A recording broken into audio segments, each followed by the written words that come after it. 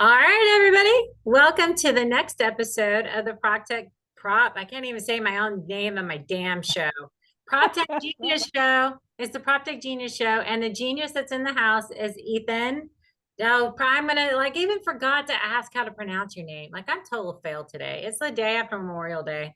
Just I saying. mean, this is the Proptech Genius Show. I feel like you could guess and you'll get it right. I I also don't know. know. You could Yeah, pronounce whatever you Chernofsky. like. Did I do Yeah, it? nailed it. Nailed it. Oh, shut up. Yay. All right. I See? did it right. See, I did it right. Okay. All right. Yeah. It's so funny. I had told, so I was telling you, I had Kevin stop then on my, I was like going, I at least remembered to ask him how to pronounce his name. I was like, oh, wait. Time out. I should have a sticky on my forehead. Be like, how do you pronounce your name? Because I'm like, It's important. it is important. It can be a challenge, and I've done it wrong, like Yeah. on stage and with people who are sensitive to it too, where they're like, Oh, yeah. Yeah. So that's a tricky good. one. Everybody's been so nice about it because I was like, wait. Oh, yeah, you say your name. I'll say your first name. You can say your last name. I'm trying to fake it.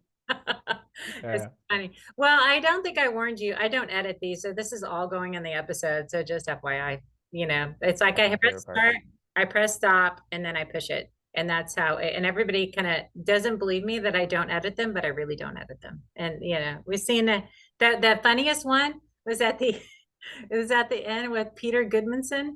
And I'm like doing do you have little kids? I Do you, do. okay. What's They, considered little? I so have little kids. I know. have you seen the Penguins of Madagascar episode? Have you seen Yeah, that movie? Right. So yeah, you remember when Dave the octopus is John Malkovich, Dave the octopus breaks in to the North Wind, which I think is hilarious, the North Wind group, and he's like trying to be all evil. And he's like trying to find the stop button, and he has to put his glasses on. And he's like, "Where's the stop yeah, button? yeah. Where's this?" I did that at the end of an episode because I couldn't find where the stop button was.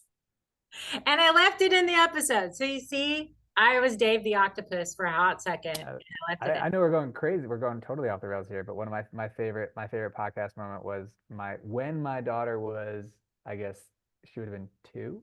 Yeah. She came in crying while I was doing a podcast, and I was like, guys, I'm so sorry, I gotta stop because my wife wasn't home at the time, and like picked her up and like had her like sniffling on sitting on my lap. And at the end, they were like, "Oh, we're leaving this in." And the truth is, it's awesome. I have Yeah. gone back and listened to that podcast. It's like, see, I was an okay dad. Like I did things for. So it was a fun, cute moment.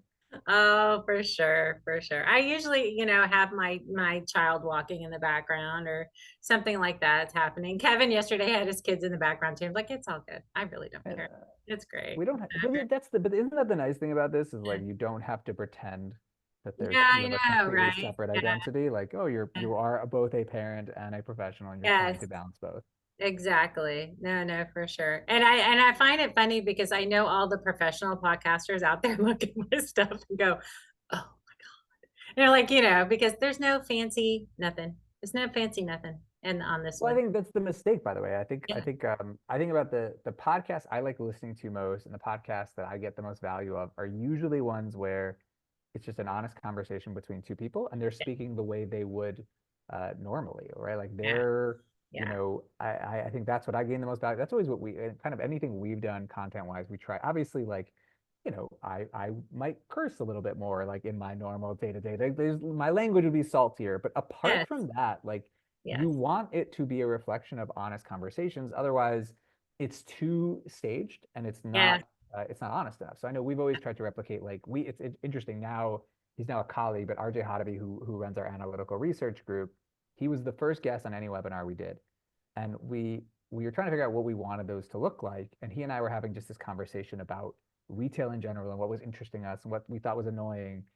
And it was kind of like this kind of moment where you're like, well, this is what we should do because this is the reflection of like the actual Yes. conversations. And Yep. I think that's the most interesting. Like you don't want to have like we all could like, I could type out like a version of things that's very like polished, but Yeah. that's not honest. It doesn't show the journey that you go through to these decisions or explain why you think the way you think. Like I think this is just so much more authentic when it Oh, has that. When you remove the yes. professional facade.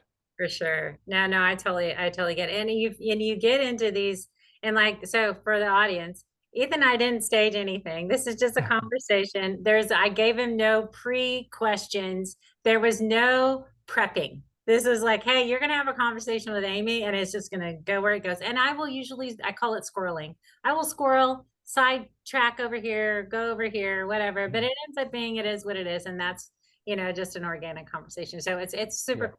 It's super cool to have these conversations with people, especially y'all. I mean, like we talk about prop tech and AI. Y'all are like the OG, man. Y'all like the OG in AI and prop tech. Like the very first one to kind of like go out there and go, we're AI before AI was even cool. Like you're pre-open AI. Like you're like, We are. We're pre-open AI. It's so interesting because I have like a weird relationship with our AI positioning. Because on the one hand, like I love the credit it gives to kind of our R&D and our product teams and the yeah, people who are doing our data teams, the people who are doing really interesting work.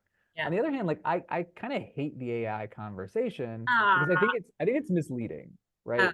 And the okay. reason I think it's misleading is two things. So like one, there's this kind of we don't talk about what AI really is.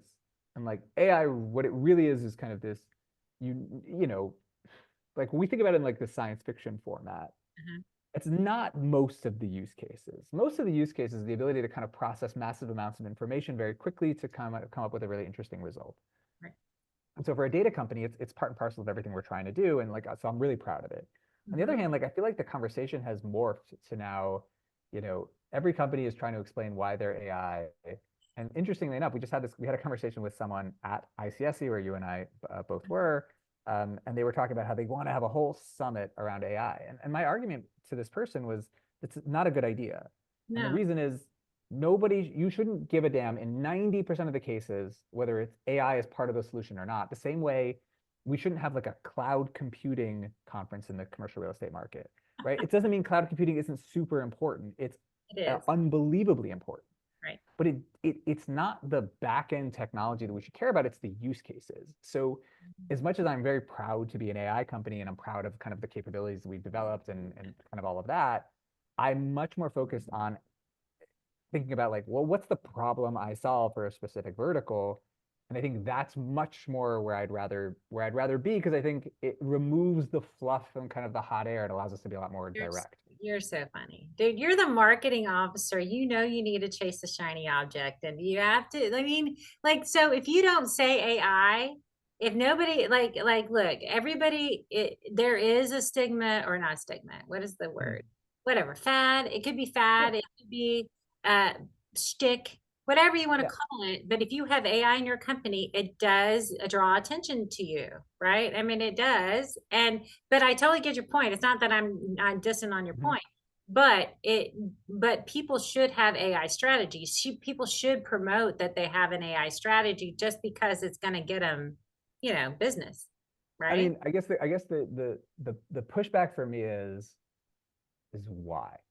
Yeah. Like meaning if there is look, if you have a clear feeling that, you know, that kind of saying AI is going to do something better for your business, I mean, do it. Go to town. If that's Yeah. going to get you attention, if it's going to get you an Right, investors' interest, whatever it may be, like there's no hate coming from me.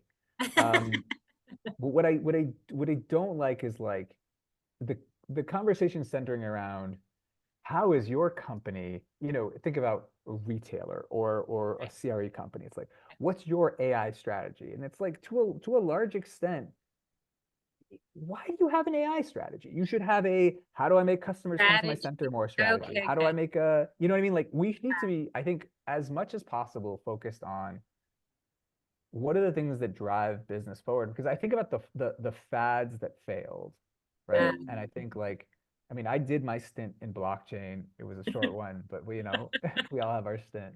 I Miller's. saw like kind of the talk about, other kind of fattier technologies. Yeah. And I think the thing that they have in common was they were technology focused and not use case focused. So it was all about like the dream and what this technology is going to enable. And then we're like, oh, well, actually, we're 6 decades away from having it in the palm of our hands. Where I think like we companies in the AI space, we're not that. Like we have something that we can bring to the market tomorrow. And a large part of that is because as much as AI might be a fad today, Mhm. This isn't something fundamentally new. Like we just been calling it different things, and so there's Right. evolutions and developments certainly. But if we give credit to that evolution, we recognize that we're we're we're not bringing solutions that are going to kind of change the world for our grandkids. We're doing things that are going to change these businesses today. Yes, exactly. Right. Yeah, no, for sure. So I think what you're saying is it doesn't matter how the sausage is made, right? I mean, if the sausage is made via AI or the sausage is made via virtual assistants or the sausage is made versus people in the background doing it. Now, AI is obviously faster. AI can provide you lots more productivity. But if you're focusing on the end result for the customer and what they want, then that's what we should be focused on. Is that what you're saying? I think it should be the core. Like Yeah, I do, you bring up something interesting. Like the more depth of knowledge you have about what goes into these technologies, yeah, the more you're going to be able to parse out what's the difference between competing yeah, perspectives. right. But I do think the starting point needs to be what is the problem I retailer, I commercial real estate company, I, whatever it may be, I'm looking to solve, and then what's the approaches as opposed to starting with this underlying technology. Yeah. So what is Placer AI being used for that you never thought it was going to be used for? I mean, I'll give you my favorite example. We went to NRF in 2020, so this is pre-pandemic, and we had a meeting with a major consumer packaged goods company, and Mhm. they walk over and this really very lovely, very intelligent woman said, like, I'd love to bring over a group of people, and we want to meet with you. And I said, I don't think you do. Yeah, we don't have anything to offer you. This is like, I don't want to waste your time. You're from this giant company. And she was just like, shh, don't worry. Like we'll explain it. And they came by and she kind of proceeded to give this master class of like where are their gaps and where is there white space for us to enter and where is there this huge opportunity and how they view the world and how it's changed. And so there was this like really big epiphany of like, oh man, like the the limitations that we have put on what the data can do and the types of decisions that it can drive is just limited by our lack or my own personal lack of creativity or lack of experience. And Right. so what I think we found is year after year, use case after use case, kind of customer after customer, Mhm. there's new ways to push that boundary. And as a data company, if I think about, what is the most exciting thing about what we get to do, it's that it's an endless game of problem solving and hearing that something's going on and asking, well, could we play a role in fixing that? And I think what's been super cool, and I apologize for the kind of long ramble here, but like, is you will come up with cases where someone will, there's a space where we're like, I don't know if we have something here for, but because you've had this experience where you were wrong about the use case here and you were wrong there, and maybe you were too limited in this other place, Yeah. it's this the second you want to say no, you're kind of like, quiet, actually think about it, actually talk to real experts. Maybe the most exciting thing about working in data is that there's almost limitless applications. Right. It is super cool to be the data source, right? And that have the ability to have people tinker and play with it and come up with different things that you would have never thought of. Like I think I told you the story when I first met you was and I was just on a call with him. Deanie Taylor he was the chief investment officer for Physicians Realty Trust, right? And they just got Mhm. bought out by HealthPeak. So they're a very large hospital, medical office owner. And they were using Placer AI. And he's like, but we're not a retail company. And he was asking, and he came up to me. I remember I think he's like, what do you think of Placer AI? And this was like way back when. And I'm like, what are you using it for? I'm like, you're a medical office thing. And then he told me and went, oh, yeah, that makes a lot of sense, right? And Yeah, it's super and cool. it's so cool, but I also think one of the things that's really nice is it's it it's weird how we're going to say it, but it's humbling, right? Like I think sometimes when you're working at a company and things are working really well, you have this tendency to say, "Oh my God, we are such innovative," and the tech ecosystem, and I think the prop tech ecosystem almost especially is it like leads this because we operate in a space that, and we could talk about this part too, like CRE kind of views itself as a little bit outdated, whether that's true or not. And so Yeah. when you're like the innovation company, you're like, well, look how cool we are. And so I think the constant slap in the face of being wrong and then is and recognizing how little that so many of your customers have forgotten more about their sector than you have learned Yeah. it forces you to be humble and it forces you to listen. Yeah. So, you know, let them, tell you what's missing. And more often than not, that's going to be the right direction. Right. My CEO says this all the time, and I love it. We don't innovate, we listen. And I Mm. think it's because we've had so many of these situations where you're like, well, I guess I was wrong there. And it teaches you that there's so Sure. much to learn from the process. I think it makes it more fun, like Mhm. because there is this constant education, but it's Right. definitely not easy. No, for sure. I mean, we're a data, I mean, the company I started is a data platform too, right? And that, but Mhm. yeah, it's, it's almost like the data is not, well, it's the customers using your data that leads the next gen of your product, right? I mean, that's Sure. basically, it's what it is, right? So you're just throwing it out there and then people start using it. And then I'm like, oh, that's really cool. I like that. Yeah. Okay. We need to build that out for other, real estate asset classes, right? Or whatever it might be, right? You need to do this and let the data kind of lead you, right? Yeah. Where No, totally agree. yeah, yeah, it's super cool to see how it ends up. And so when I talk to other folks and like, so what's on your roadmap? And I'm like, well, we're kind of like letting our customers kind of tell us what they want. And we're kind of like looking at the data to see where it's going to take us. And they But don't like that's like it either. that's the anti-narrative to I so know. much of the technology ecosystem. Like we have this image of being like the Steve Jobs-esque figure standing on stage and preaching to the world about what will be. Like Right. that's our technology, Yeah. you know, guidance. That's like the North Yeah. Star. And Yeah. then we're in these spaces where it's like, I don't know. I can I talk to you and hear what your ideas are? And can we have this exchange? I think it makes for again, because of that humility that it necessitates, but Mm-hmm. then also because it changes the dynamic between customer and vendor, Right. right? So if the normal vendor conversation is, I'm going to solve X problem, here's the thing, now let me figure out what the future holds. Right. Our relationship has to be tighter. Like I have to be involved with you. I want to know what's working for you and what's not, Mm-hmm. because that's how we're going to develop this thing together. And as much as that sounds, a little, kumbaya-ish, like I do think you feel it, and you would feel this too as on the data side, it changes the nature of your company for the better. For sure. Your initial customers, your initial beta customers, that's kind of where we're at. We're in the stage of getting strategic beta customers. They become your unofficial co-founders. They're the ones kind of leading the next gen of your product, right? I mean, they're saying, "Hey, this is what we really, really need. You're helping us, we're helping you, and it's great because they're going to help develop it for that whole vertical." But yeah, no, I'm totally with you there. I think it's I think it's super interesting to see that that's where the prop tech industry, I think more and more people are embracing that. That's where the prop tech industry is kind of headed because either one, because they don't understand, they're tech people and they don't understand the real estate industry, right? Or they really, really just are just embracing this whole, we need to listen to our customers and what our customers need.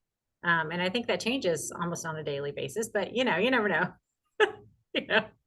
Yeah, I think it's like, you know what though, it's that combination of what's complex kind of pulls you out of the space that's comfortable. So it would be like if you have a solution where it's, hey, I could just focus on this narrow area and continue to evolve and evolve. I mean, it's probably simpler, but it's Mhm. a lot less interesting, and I think it ultimately probably stifles some of the creativity that comes. Whereas the ongoing, almost never-ending stimulus of new, I think Mhm. really sparks Yeah, something interesting. yeah.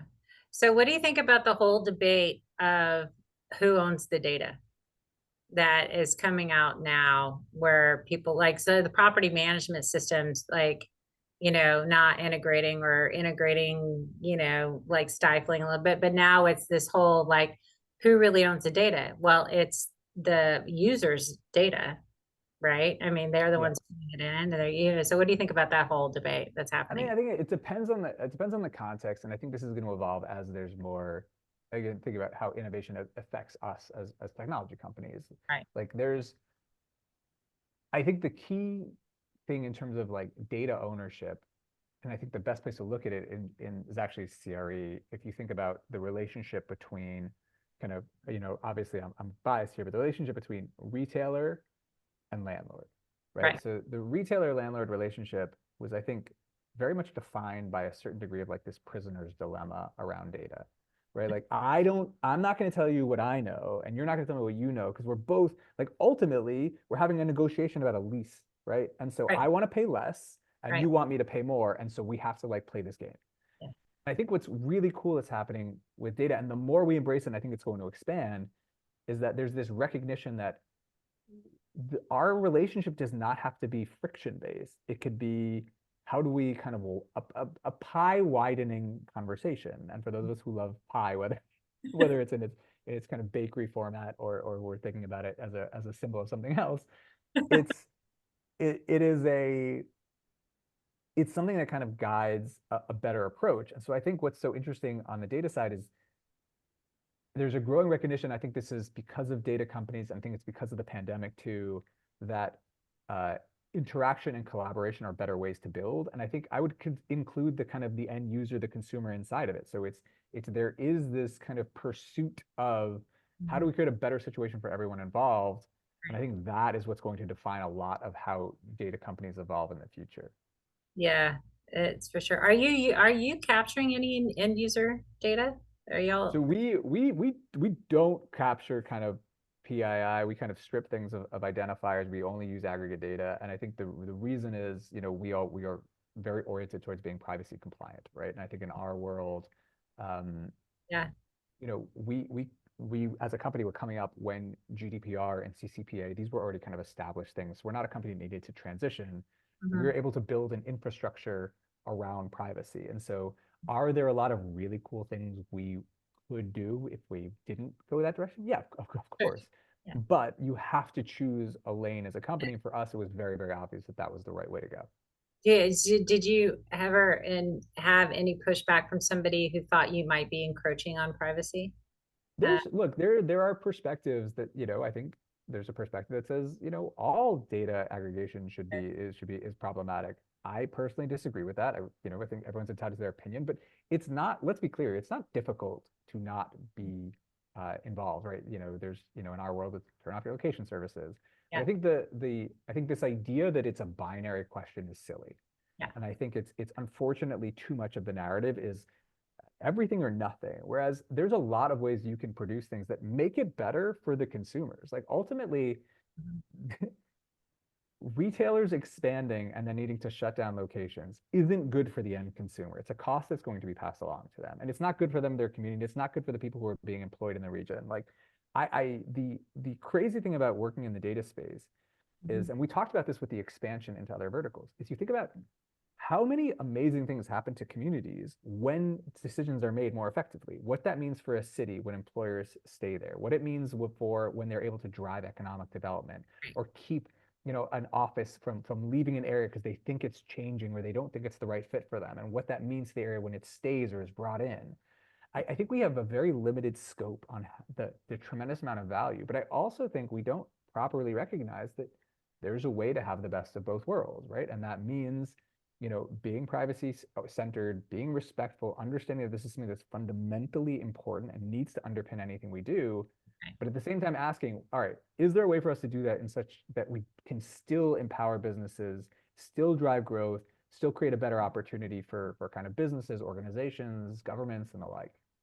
So how much data are you actually collecting? So like talk about the fun, like the mechanics of what Placer.ai is. So you're in malls or you're in retail store around retail, like how are you capturing your data? So we partner with mobile apps. So tens of millions of devices are within our panel. Very critically, again, it's all aggregate data. It's stripped of identifiers like NAIDS, and then we utilize AI machine learning algorithms to make estimations of visits. And Oh, so again, it's like a perfect it's a perfect example of like kind of that distinction. There's a lot of things that we think we do really well, so we'll layer in kind of demographic and psychographic data. right. Would that data be more effective if we pulled it straight from a device? Yeah. Yes, it would be even more accurate, but it would mean understanding who the device belongs to, which is not something we want to do.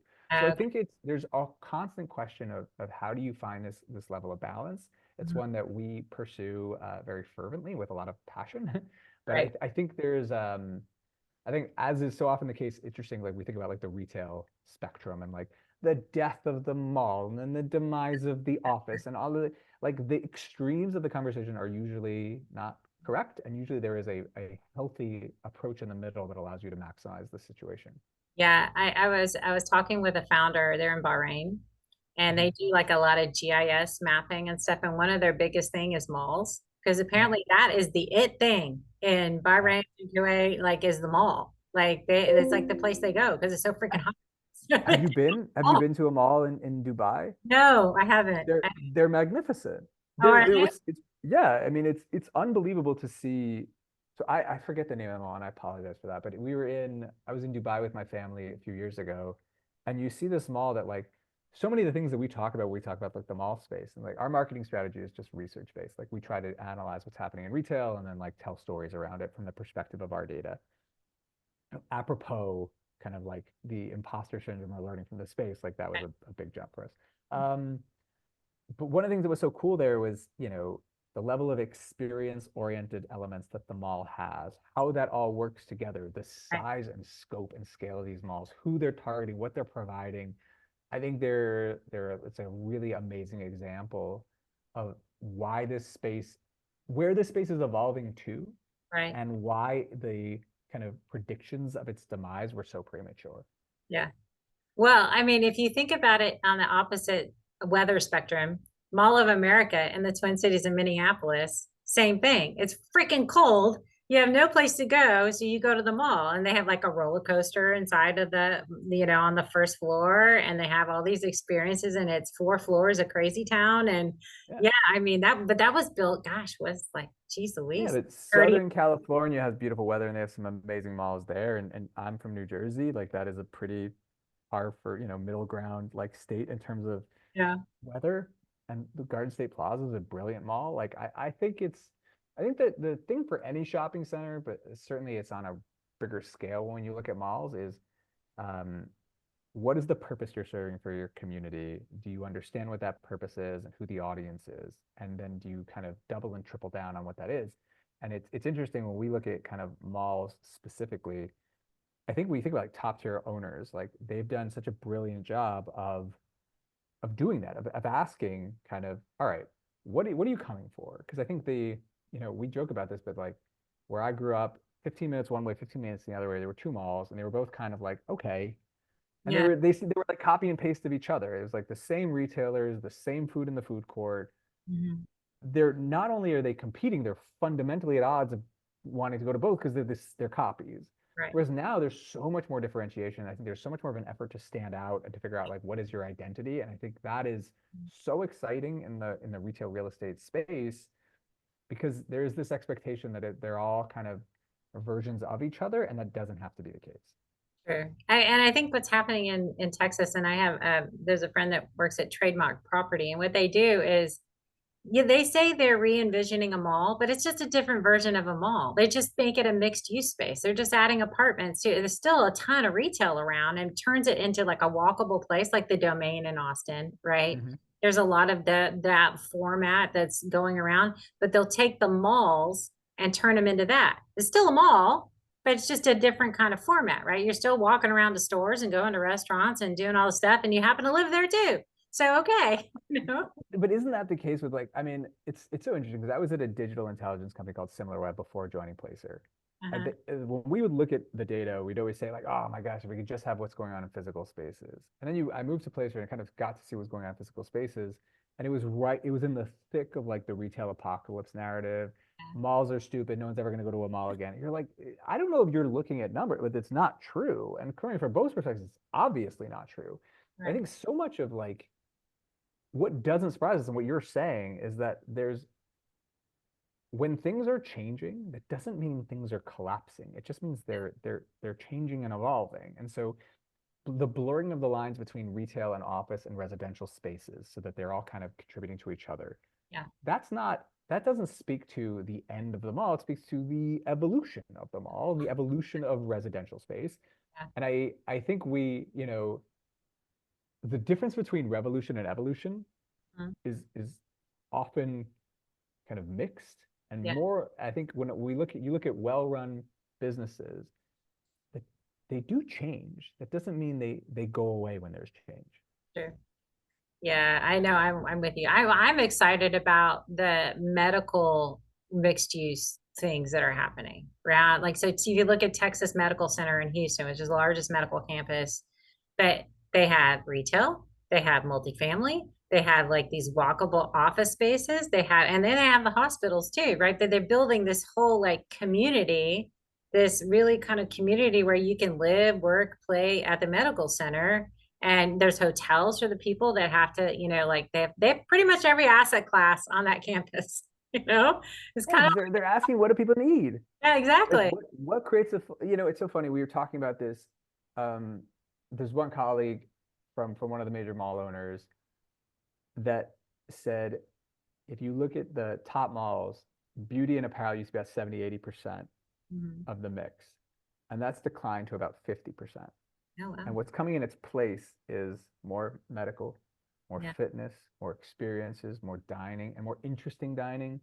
And what that says is, one, you can have more people there at off-peak periods. So if you think about like the classic, hey, I go to the mall, I have 800 bags in my arms, and I just go from like apparel and beauty store to apparel and beauty store, or Right. beauty store, excuse me, to I go shopping and I get a coffee and I do a little bit more shopping and I watch a movie and then I do that and then I get dinner and then I come on a Tuesday because the medical place is there, so I have to go for my dentist appointment and that's in a mall, and then Right. I'll go to the gym and then I'll go to the juice bar because I just went to the gym. Like, it allows you. What I think is so cool there is when you there's two pieces. So one, when you widen what fits in a mall, you give yourself more optionality of how to build the ideal Mhm. tenant mix, which I Right. think is really good for real estate.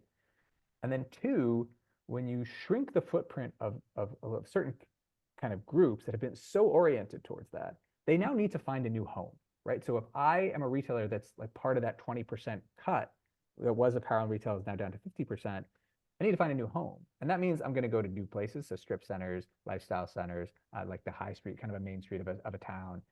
But it also means maybe I go to like a B class mall and I'm the kind of the king of the castle in that mall. Like that, I think there is this waterfall effect Mhm. that because this shift has only been taking place for a certain period of time, like there is a waterfall effect that is going to come in the space and bring a lot of benefit to many surrounding players.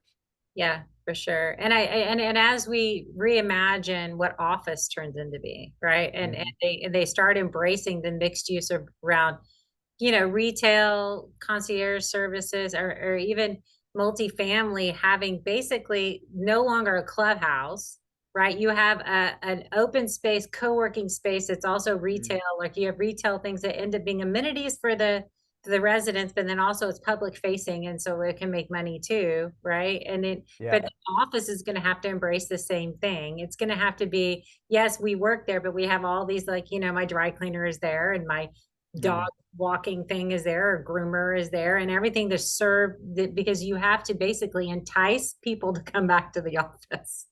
And if you can't Yeah. do that, I mean, everybody has to turn into Google because Google is awesome. They had a slide. I get to tour Google. It was Yeah. 3 years ago. They had a slide and arcade games and everything in their break room. And it was just like, it was about making the office a cool place to come to.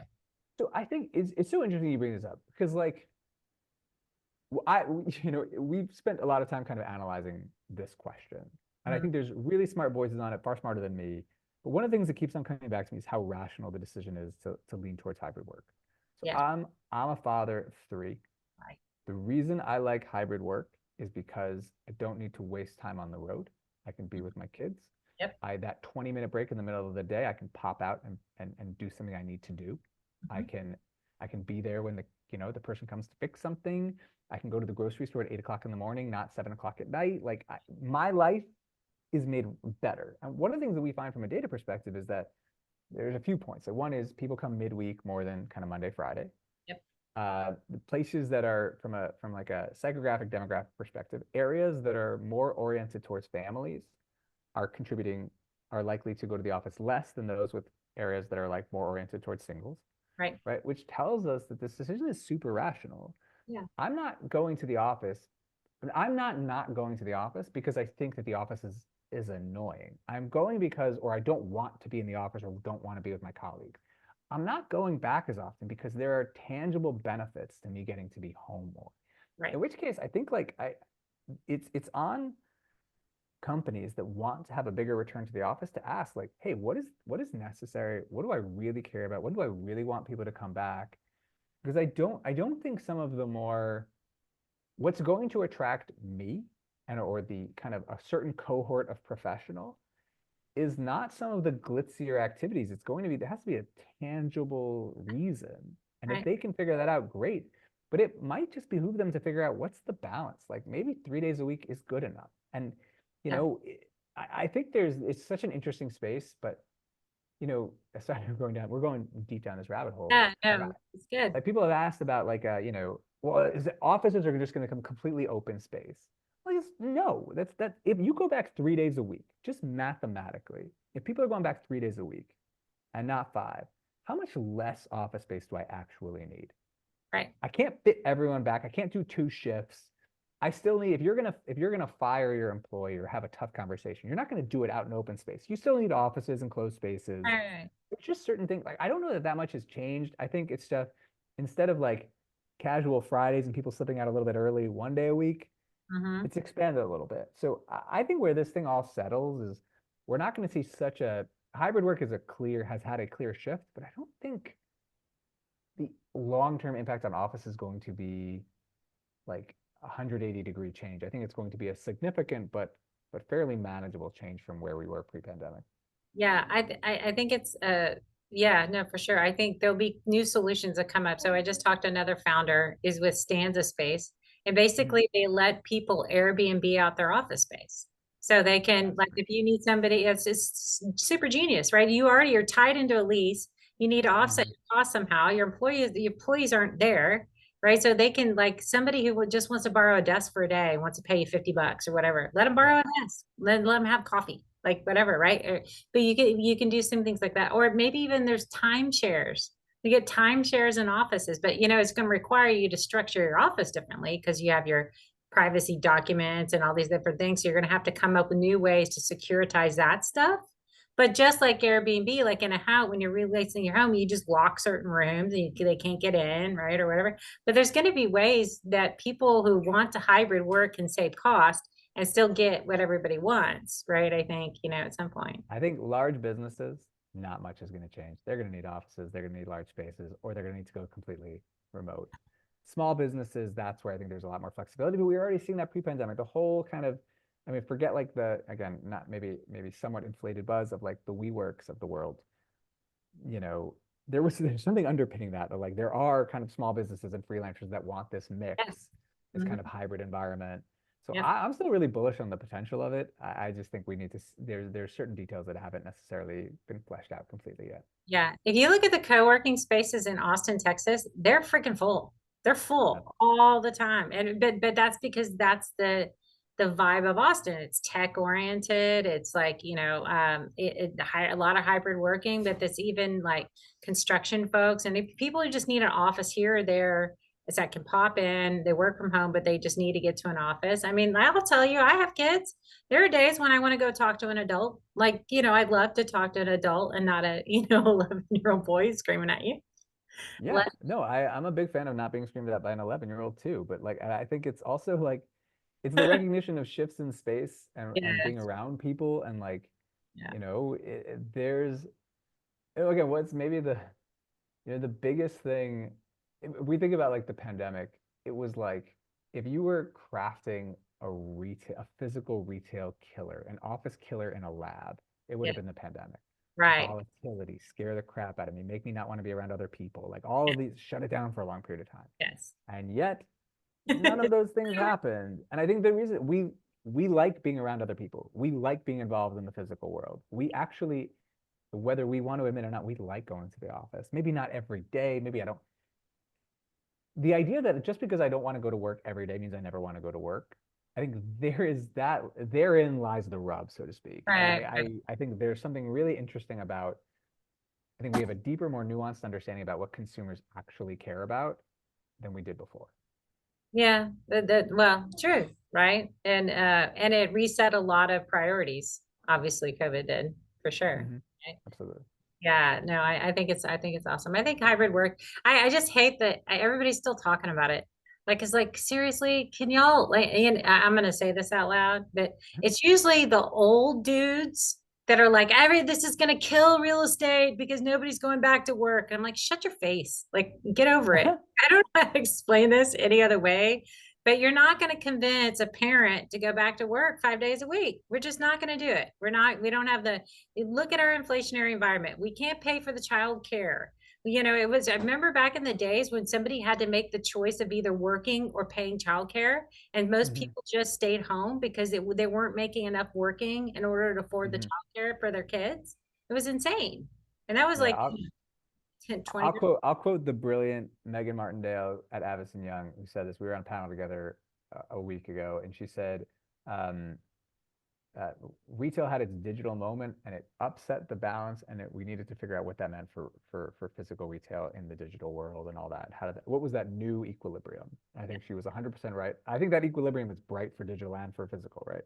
Right. I think the same is true for office. This is office's kind of digital moment, and that was her point of like, this doesn't mean that the office is dying. It means that the office is changing. It means its role has shifted and it's evolving. But like we said before, change doesn't mean, oh my God, let's over dramatize the terrors ahead of us. It just means we need to figure out how we fit and how we fit differently. And I think that approach is so much healthier. I think we have this tendency sometimes to over orient towards the extremes as opposed to recognizing, all right, there's change. The other thing about change is usually tons of opportunity. And Right. those are the periods where you have the most exciting things happening. And so for me, I'm really optimistic about it. I think it's a really exciting period. I don't go either way where it's like, oh, things are going to look exactly like they did before, or, you know, Yeah. no one's ever going to go to an office ever again. Like No, neither of those things are true. no, no, no. Yeah, yeah, we don't know. My crystal ball broke a long time ago. I have no clue what's going to happen. I have no See, clue. you're a much smarter person than I am. I am all about the reckless speculation. So like I'll go, I mean, yeah. No, that's too funny. So yeah, so let's talk about the whole online brick and mortar kind of thing that's happening. That there was an article out that Amazon is chipping away at Walmart's status as the largest real retailer, right? I think that that's funny because I think Jeff Bezos is going to have Amazon stores. I think he's going to move to brick and mortar at some point. I don't know, maybe he won't, but I mean, I think he he contemplated it at one point. he bought Whole Foods. Yes, I You know. know, that's brick and mortar. Brick He and had mortar. Amazon Go stores. He had Amazon Fresh stores. Yeah. Like he's got, Yeah. massive warehouses. He has returns at Kohl's. This idea that Amazon isn't offline is not, it's just True. not true. Now I think with every model and every business is going to have to figure out what their balance looks like. So I think obviously pre-internet, we were over-oriented towards physical channels because digital channels didn't exist, right? And calling by phone was going to be a pain. But as we're identifying, like there is this again, I feel like if we have a theme, it's ignore the extremes. Like it Yeah, was yeah, yeah, online stupid, everyone hates it. No, it's not true. Or physical is everyone only cares about convenience. Like it's not true. yeah. It's kind of people vote with their feet. We see it. There are things that digital channels are better for. They are better for the fact that I have a mobile phone that I can take with me. And so if I have an urgent moment, I can get it. They are better for the speed of which I can go from idea to order. They are, better for being with me all the time. So they can engage with me. I can develop a relationship. Physical is better for, look, I could buy a shirt and get the size wrong online, much more likely than if I go and I try it on in a store. I am more likely to pick out, I don't know, there's certain points when I'm like in discovery mode. Have you ever been like, I don't know what I want. I just want to kind of, I'm going Yeah, to go through the aisles and see what yeah, inspires me. That yeah, is not a pleasant experience online, though it is wonderful in the store, or in yeah, many cases, wonderful in the store. yeah. There are values to both. I think the omni-channel conversation in general was kind of uh, misguided by this idea, by I think how it started. Like physical was a given, and then we gave credit to like digital channels. We are like, oh, omni-channel. There's this digital newness on top of boring old physical retail. What I Okay. think is happening now is this cool pendulum swinging back moment Mm, where we're saying, well, what if we applied the same values we did for all the digital channels back to the yeah, store? So look at, and think about if you're a retailer with a billion Instagram followers, I don't even know if there's a billion Instagram users, but let's Yeah. say a billion, we're not just saying, well, how many purchases did you make on Instagram? We're like, oh, your reach is incredible because of all the eyeballs you can access. But what about the store? How many people engage with the store? What that means for the brand, what it Right. means for kind of distribution, what it means for last mile fulfillment, what it means for returns. The cost of an online return is significantly more than the cost of a return in store, let alone the potential for upsell. I think we're starting to recognize that like this doesn't limit how great digital channels are, or what their growth potential is. It just says that we didn't give physical channels enough credit. And Mhm. now there's this kind of new recognition. And I even think the language is changing, like unified commerce. And it's Yep. how do I kind of pull all the levers in the ideal way for each customer in order to give them the best possible experience for what they need at that time. So I Sure. want to have a lot in my arsenal in order to create an ideal experience. Right. And those experiences vary, but I will tell you, you're not going to shop for a wedding dress online, but somebody needs to take wedding dress shopping and apply that because you know what they do? They get you in there. You know you're going to be there for hours. They give you champagne, they give you food. You sit there, you listen to real cool music, and you get to watch these your friends try on all these dresses. It's like being Barbie. It's like the coolest experience ever. And you know that you're not going to do that online. You're going to do that in a Chanel Chanel did an appointment only store in the American Dream Mall. I don't know if it worked, but I love the concept. I'm yeah. like, it fits. I'm a high-end retailer. I do apparel. It's appointment only. I'm going to treat you like a king or queen when you walk in. Yes. I think it's look, it wouldn't work at Dollar General. Dollar General knows what they need to do in their store, and they're providing that experience in the ideal way. I think each retailer, it asks each retailer, and by the way, this is online too. What is the experience you're trying to drive? Who is your audience? Why is it different? What do they expect from you that they don't expect from others? Yeah. And it's, the more we understand that, the more we'll be able to make these little tweaks, the more we'll be able to create the experiences that align. It's interesting. I heard this from a mall owner and it's a concept that I loved, and I repeated it ad nauseum, but I'll go one more time at least. Like when you walk into a Rolex store, like there's no like climbing wall. There's no like classic experiential retail like buzzy thing. There's a guy or a woman in a suit and they're well dressed. And when you ask to see a watch, they lay out their fancy leather pad and they treat it with respect and they call you sir or ma'am and they interact with you like you're a fancy person and that gives you that's experience, right? Even though it's not experiential, so to speak, or it doesn't fit those classic tropes.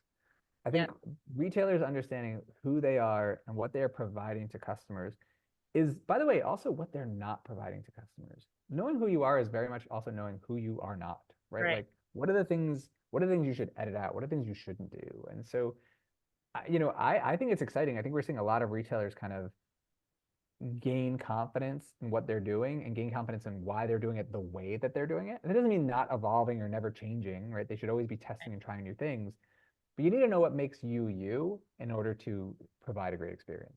Yeah, for sure. I mean, and it'll obviously always will always change, right? I mean, you're gonna have people. I just I find it that the consumer now is demanding more convenience and more experience. I mean, I think that's what they inherently expect when they walk into the store, which I find it's really, I don't know what that is, if that's a generational thing or what's happening, but I know that that applies to every commercial, really. That's every business. Everybody's expecting more convenience and more experience, and so you have to embrace that, right? Or you're, Only caveat is those two things are contradictory, I know. right? And so we want experience through that. We need to be clear about which channels you utilize for experience, which Right. channels you utilize for convenience, and what the trade-off is. Right. So if I want buy online, pick up in store, which is super convenient and quick, okay, I go there, I drive, I get it brought out to my car. I'm not going to have the same discovery experience. If I want Right. discovery, it's not going to be as fast. And I honestly think sometimes we don't give the average individual and therefore the average consumer the credit they deserve for knowing what they really want. And so I think convenience is for all of its importance, and I don't limit its importance. I think it's the most overrated feature that customers are looking for. I think, we've all been in, and put in retailer X that has a massive nationwide presence, but we've all been in the situation where there's a retailer and they have a location 5 minutes away and 15 minutes away. and you go to the one 15 minutes away because you're like, oh, that's the better X, of that Right. that's the better retailer. Right. That's not convenience oriented. That's experience product oriented, right? The thing we want most is not convenience. We want as much convenience as possible while pursuing the set experience. Right. So the balance between the two. Mhm. Yeah, yeah, for sure. Or yeah, but the experience also translates into every part of that interaction with that customer, right? So from the online perspective on Yep. how ease of use, and then how like, so it's taking the whole life cycle of that transaction and understanding what is the experience level, whether it's online or in store. Um, Totally. yeah, yeah, yeah. No, it's pretty interesting. This is such a fun conversation. I mean, we can talk this like for hours. Retail's the best. It's awesome. It's awesome. Very cool. So yes, next time we're at ICSC, we're grabbing a drink, man. I'm telling you, Absolutely. Absolutely. we're not gonna miss each other. Just, I mean, what are we? We're 360 some odd days away. We'll I be there know. again. All right, next year. I know. It's in Vegas. You have to grab a drink. It's like mandatory. Did you not know? Oh, amen. Amen. I think it's also such a long day. By the end of it, you just need a Oh like, my gosh. No, I know. You need a drink just because you talked your you've been standing all day, your feet yeah. hurt, and your face hurts because you've been talking so much. It is cool, especially this year. There was a buzz. It was exciting. It felt like, oh man, people are here. They're excited to be here. It was awesome. It was a great couple of days. Yeah, we had our happy hour at the Wynn and we were at the Overlook and it like they had to shut. There were so many people in the Overlook. That's They had awesome. to like to like cordon off and not let people in at certain times. And I became the hookup person because I had a table. It's like, oh yeah, you can let them in. That's okay. Because I was sitting by the like, no, no, we like them. They can come in. It's okay. It's good. You know, it was I have so much. I have a deep and a deep respect for people who are able to go through that whole day, go yeah, out to dinner, and then go to an event afterwards. I'm like, you guys are rock stars. You have endless I know. energy. It's More either power to you. that or they're on meth. One of the two. I don't know. It's like, no, I'm just kidding.